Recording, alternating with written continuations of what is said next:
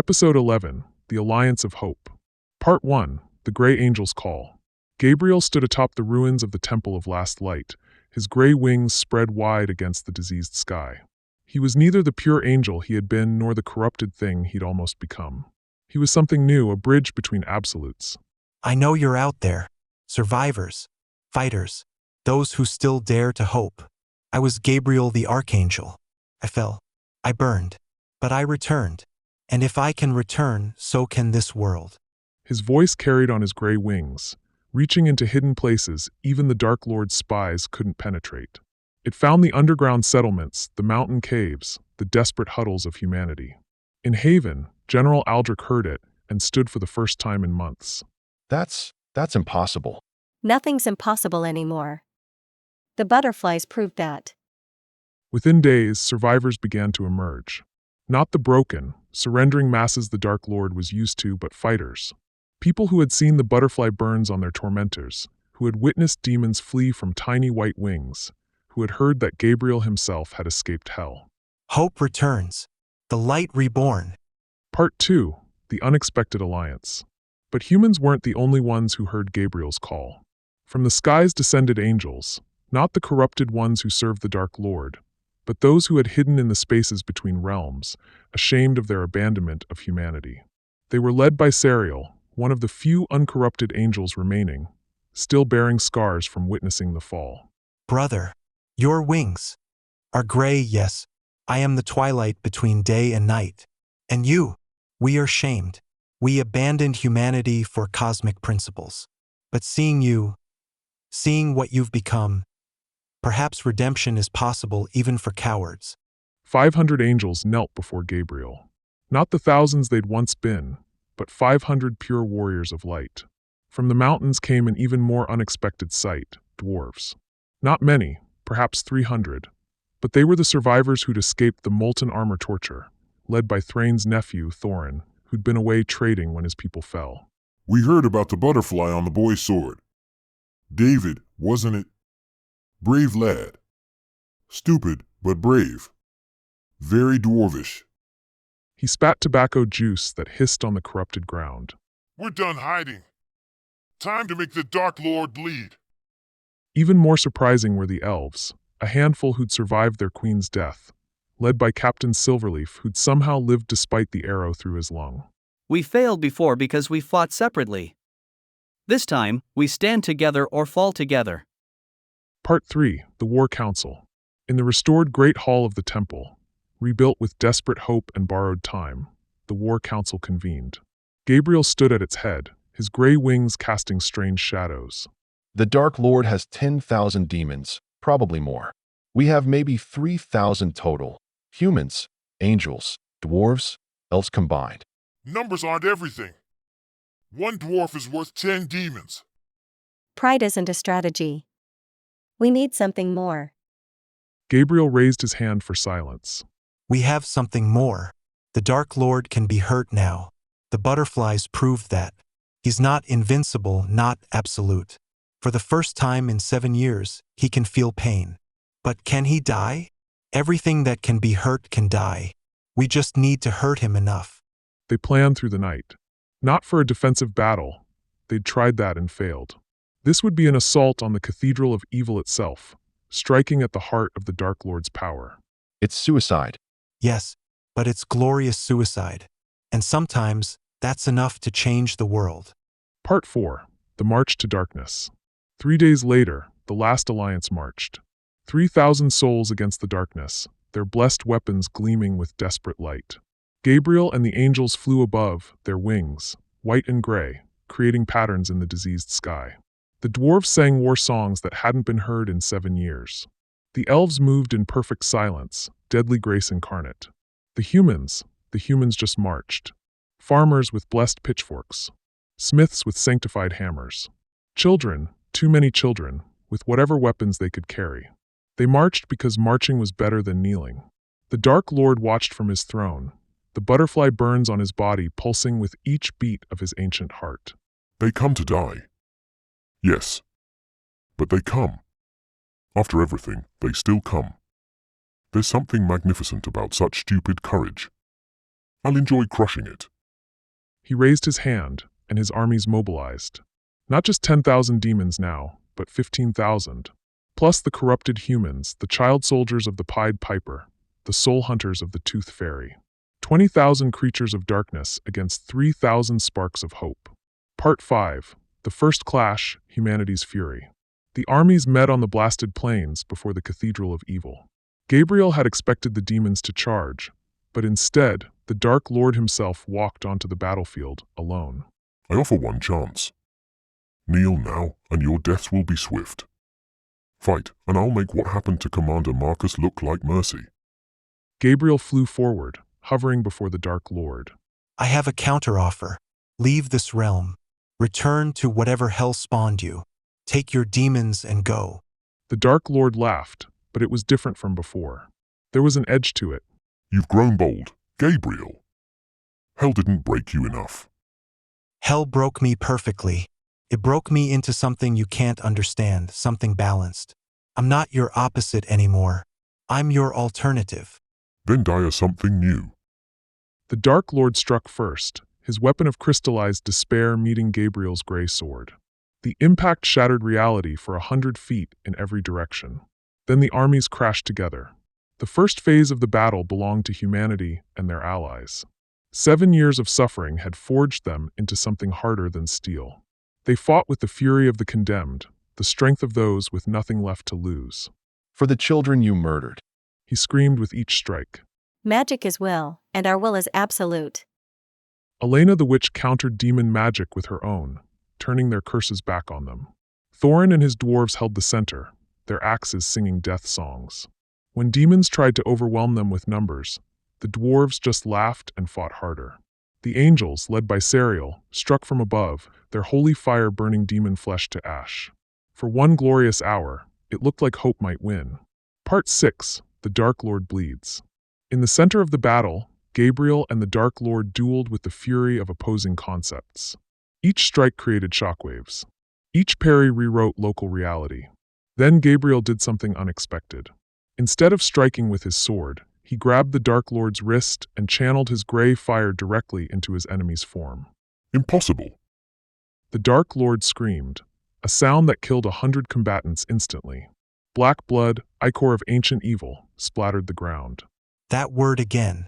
You keep using it. Perhaps you should expand your vocabulary. The Alliance forces saw it, the Dark Lord bleeding, stumbling, actually hurt. A cheer went up that momentarily pushed back the darkness itself. But then the Dark Lord smiled. Part 7. The Overwhelming Tide. Impressive. You actually made me bleed. Let me return the favor. He raised his hand, and from the Cathedral of Evil came reinforcements. Not thousands more, but tens of thousands. Demons held in reserve corrupted souls, every horror he'd been saving. The Alliance's momentum shattered. 3,000 became 2,000 in minutes. 2,000 became 1,500. The circle of defenders grew smaller and smaller. We're being overrun! Hold the line. Gabriel commanded, but even he was being pushed back. The Dark Lord, despite his wounds, fought with renewed fury. Did you think it would be easy? Did you think a few butterflies changed everything? Thorin fell, overwhelmed by a dozen demons. Elena's magic failed as exhaustion took her. The angels, one by one, were pulled from the sky. It was happening again. Another last stand. Another failure. Another proof that darkness was eternal. Hope returns, the light reborn. How poetic. How wrong. Part 8. Death from Above. Just as all seemed lost, when the Alliance forces were down to less than 1,000 fighters surrounded by 20 times their number, the sky changed. It started as a whisper, like wind through leaves, but there were no leaves. Then it grew louder, a humming, thrumming, the sound of 1,000,000 wings. The butterflies came. Not dozens. Not hundreds. Thousands upon thousands of white butterflies, so many they turned the diseased sky white. Each one was a corrupted child's innocent soul fragment, and each one carried something impossible, a tiny arrow of pure light. No. No. The butterflies descended like divine rain. Where their light arrows struck demons, the creatures didn't just die. They dissolved, their essence unraveling. The corrupted child soldiers stopped mid-strike, their eyes flickering between dead black and something else. Sagiti Antiqui, the ancient arrows of legend, but transformed into something new. The butterflies focused on the demon army, their tiny arrows finding every weak point, every crack in demonic armor. Demons that had laughed at blessed steel fled from butterfly wings. The tide of battle didn't just turn, it reversed completely. The Dark Lord himself was struck by dozens of the light arrows. Each one left a burning mark, adding to the butterfly burns already covering his form. He swung his weapon at them, unleashed his darkest magic, but might as well have been fighting the wind. They're just butterflies. Just insects. Their innocence, the one thing you never calculated for, the one thing evil can never truly destroy. Part 9, The Revelation. As the butterflies continued their assault, something extraordinary happened. The corrupted child soldiers, those who had followed the Pied Piper, began to change. Where butterflies touched them, their adult corrupted forms flickered, showing the children underneath. One of them, a 7-foot-tall warrior with dead eyes, suddenly spoke in a child's voice. I remember my name. Timothy. I liked butterflies. His butterfly landed on his forehead, and his corrupted form shattered like glass. Underneath was a boy, maybe 12, looking confused but free. All across the battlefield, the same transformation occurred. The Dark Lord's perfect soldiers were reverting, becoming the children they'd been before the corruption. My army. My perfect army. Even Philly the Piper and Luminera, watching from the cathedral, felt the change. Philly's fused flute cracked. Luminera's corrupted wings began to molt. It's breaking. The curse is breaking. Part 10, The Retreat to the Mountain. The Dark Lord stood in the center of a collapsing empire. His demon armies were dissolving under butterfly arrows. His corrupted servants were becoming children again. His own body was more burned than flesh. Each butterfly marked a testament to his fallibility. Retreat. All forces, retreat to the mountain. The remaining demons fled, carrying their wounded master. They ran not like an army conducting a strategic withdrawal, but like terrified animals fleeing a forest fire. The great Dark Lord, who the Lord of Darkness, undefeated, was running. Gabriel, supported by Sariel, watched them go. Should we pursue? No. They turned to see Timothy, the boy who liked butterflies, holding one in his palm. They need to run. They need to hide. They need to feel what we felt for 7 years. The Alliance forces, what remained of them, stood in shock. They had won. Not decisively, not completely, but they had won a battle against the Dark Lord himself. On the cathedral steps, Philly's flute finally separated from his hands, clattering to the ground. His elongated fingers began to shrink back to normal proportions. I can stop playing. I can stop playing! Luminera's corrupted wings fell away completely, revealing smaller, pure gossamer wings underneath. We're free. The children freed us. Epilogue: The hunter becomes hunted. The Dark Lord reached his emergency stronghold, a fortress carved into the mountain of darkness itself, the place where the gates of hell had first opened. His remaining forces, perhaps 3,000 demons, cowered in the tunnels and caves. Master, your orders. The Dark Lord was silent, staring at his burned, wounded form in a mirror of polished obsidian. The creature staring back wasn't the perfect embodiment of evil anymore. It was scarred, marked defeatable. Hide. We hide. We plan. We wait. But Master, you are eternal. You are. I am wounded. I am outnumbered. I am afraid. The admission shattered something in the room, perhaps the last of the Dark Lord's absolute certainty. Outside, the butterflies circled the mountain, thousands of them, a living barrier of innocence. They couldn't enter. The darkness was still too strong there. But they could wait. They could watch. They could ensure the hunter remained the hunted. In the liberated lands below, children were reuniting with parents they'd been taken from years ago. Not all could be saved. Many were too far gone. But enough. Enough to prove that innocence, once thought dead, could return. Gabriel stood before the Cathedral of Evil, his gray wings spread wide. The war isn't over, but for the first time in 7 years we have the advantage. The Dark Lord knows fear. His forces are broken. His corruptions are failing. He pointed to the mountain where the enemy had fled. Now we prepare for the final battle. But this time, we prepare as the hunters, not the hunted. The butterflies danced in agreement, their white wings catching light that seemed a little less diseased, a little more golden. Hope had returned. The light was reborn. And the Dark Lord, for the first time in eons, knew what it was to be prey. End of episode 11. Next, episode 12, The Eternal Seal.